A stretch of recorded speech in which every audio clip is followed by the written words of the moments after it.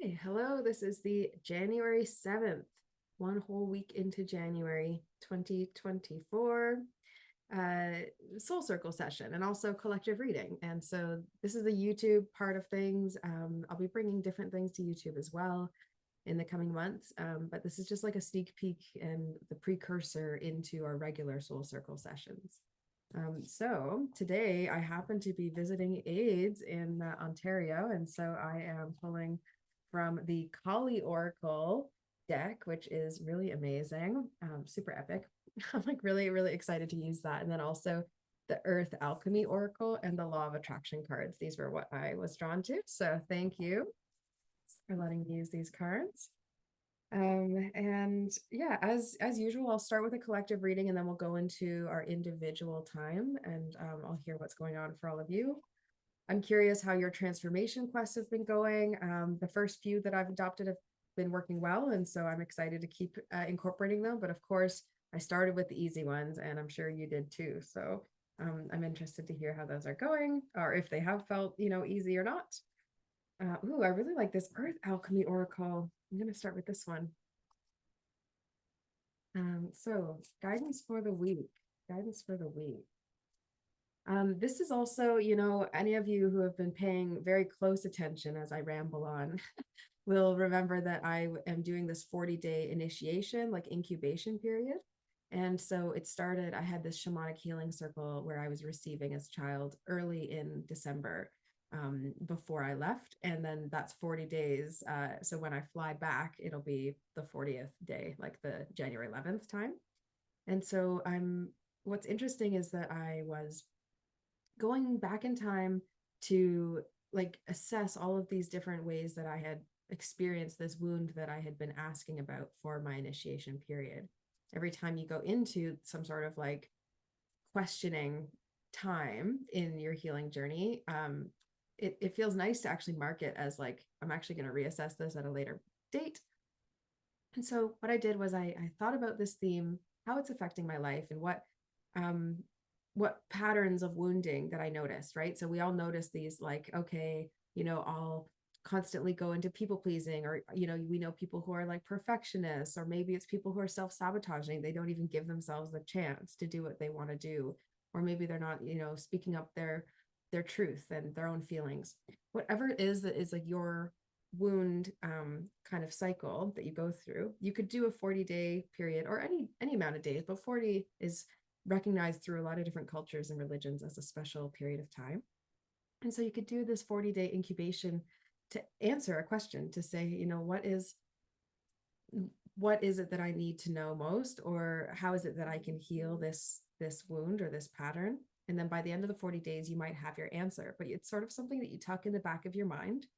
And then you stay, relatively present with, like here and there over the 40 days. And so I've been finding it really beneficial. Again, I didn't want to like talk about it too much before I'd gotten too close to the end of it. As you guys know, I tend to guinea pig myself first and foremost, but it's been working really nicely for me. And I went into quite, a personal subject. So I'll share that when we're in our group circle time or soul circle time, just because it's more of a personal share. But yeah, I think it might be interesting to some of you as well.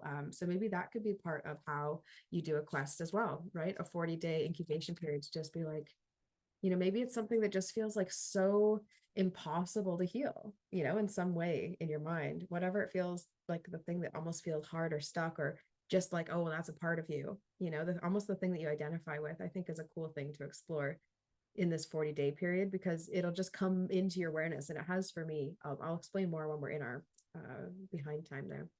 So for the week, we have citrine and dandelion.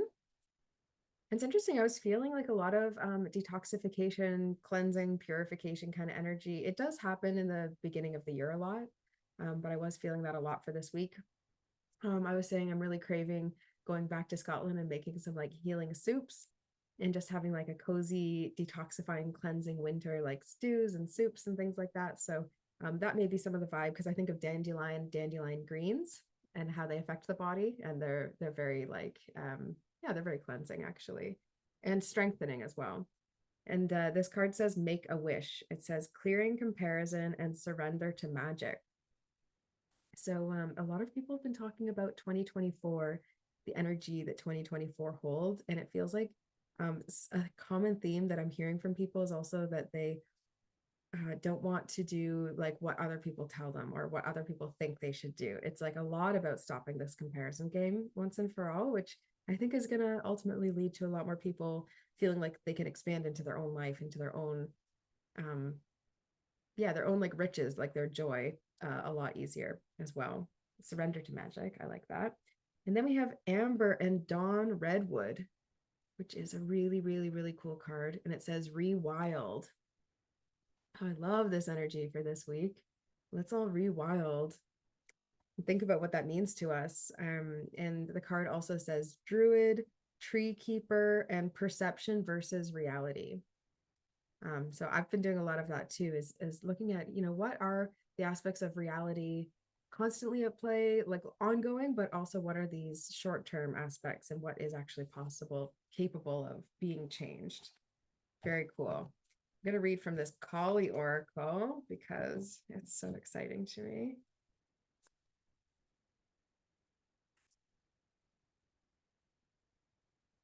Oh, energy for this week, January 7th to 13th, I guess.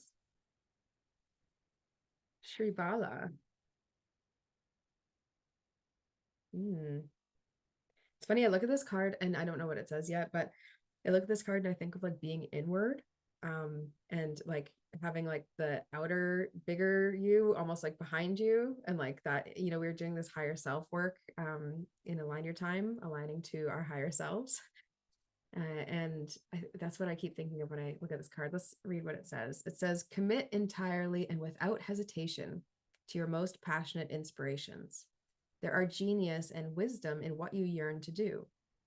You have a greater capacity to attain fruition than those around you may recognize.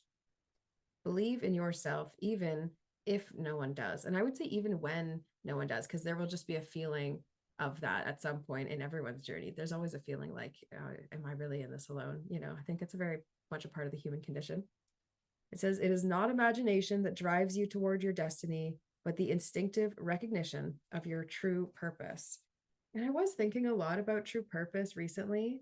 Um, and the idea of like, what if it feels difficult to wrap your mind around it? Or, do we need an actual like written statement of what our mission is, what our purpose is? Or is it like an ever evolving thing, right? Is it actually similar to a chakra where it's changing and shifting? Does your destiny and your purpose shift as you, step into yourself, or as you face certain challenges?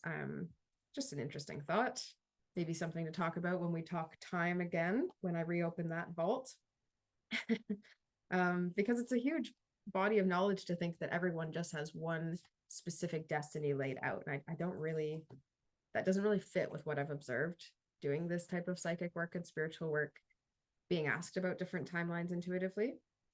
So yeah, maybe that'll be like another little thing, is like intuiting timelines and how to wrap one's mind around that. That might be something specific for us to talk about at some point. My hair's getting caught up in my necklace here. Okay, so I'm going to pull us a law of attraction card again as energy for the week, and then we'll go into our individual readings. We'll do our check-ins.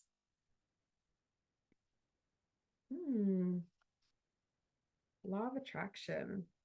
So it does feel like a really, honestly, positive time, and also a positive year for manifesting, generating, creating, and also enjoying. Like, I think the other side of that same energy is enjoying what it is you do have, because what's the point in acquisition of anything without the joy of the experience of actually like being fulfilled or satisfied by it, I think. Yeah, okay. I see myself enjoying absolute continuing abundance. That's basically the energy, isn't it? A beautiful card too. I see myself enjoying absolute continuing abundance, for I understand that there is no limit to the abundance in the universe. And so, by my attracting abundance to myself, I'm not limiting another. There is enough for everyone. The key is for each of us to see it and want it, and then we will each attract it. So, Do not deny yourself your desires. To acknowledge your desires is to be able to, you know, ignite that process of manifestation. Um, we can talk a bit more about that in our soul circle discussion as well.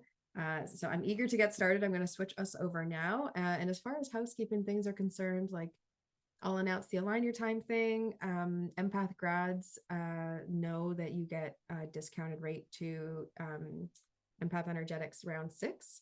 But I'll need to know how many people are doing Empath Energetics round 6 before I actually start sharing the next offer to the public. So get back to me by like maybe the end of January, just for if you are interested in doing it, and then I'll know.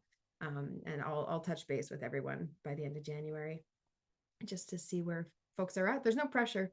It's just that I've heard a lot of people kind of being like interested in doing it again. And I don't want to offer like everyone doing it and then all at the grad rate and then add in another 10 people. So if enough grads want to do it, I might just do a grad round at the same time as the other, and just have it be open, free flowing between. So anyways, we can talk about that when the time comes, but I would happily accept anyone who wishes to be in it.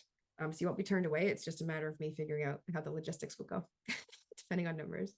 Cool. Okay, so I will switch over to our group time now. And as far as the YouTube folks go, also the season of transformation process, and I would say method, seems to be the most interesting thing to talk about these days. So I will share some more content about that. But if you want to get a sneak peek, it's hypnotherapy and shamanic oracle work and a one-to-one deep dive session with me. So really, yeah, really interesting mix of things, and kind of guaranteed to clear at least 1 or 2 layers of stuff that's going on in your energetic sphere and in your mental emotional field as well, usually. And often in your physical, there usually will be some sort of physical lift after a combination of these types of sessions. So you can check that out on my website, and I'll put the links below. If you want to join Soul Circle for your individual readings, then the link is also below for that. And you can like a video if you're here watching on the YouTube. Even if you're already a part of the Soul Circle, it's cool if you like the video too. And then we'll see you on Wednesday, if not before then.